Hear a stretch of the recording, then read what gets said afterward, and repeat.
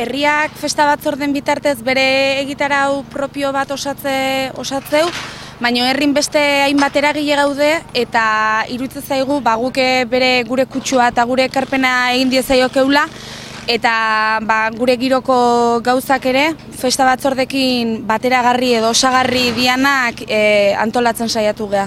Guk osatu deun egitaraua ekainan 14tikan 18 bitartekoa izan da.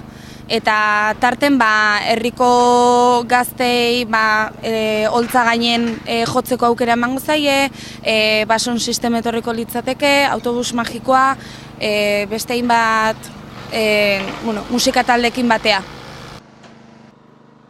Eragileak bagaude 4-5 bat, okerrezpanago behintzat, eta hortik eragile bakoitzak atzean jende desente dauka lanian.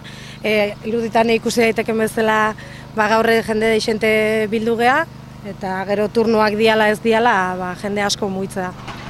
Azkenean azpimarratu nahi duguna da, ez diala festa alternatibo batzuk, gure parte izan gea eragile bezala eta organoako bezala udalaren festa batzordean, eta hau da udalaren egitarau horren osagarri bat bakarrikan. Antolatu ditugunak ordutegiaken eta ez dute koinziditzen udalaren eta herritarren festa batzordearen egitarauakin, eta da horixe, osagarri bat bezala, azkenen urte guztian zehar urtean lanian aitzegan eragilea gea, eta festetan ere antolatu dugu eta gure aletxoa jarri nahi izan diogu horri.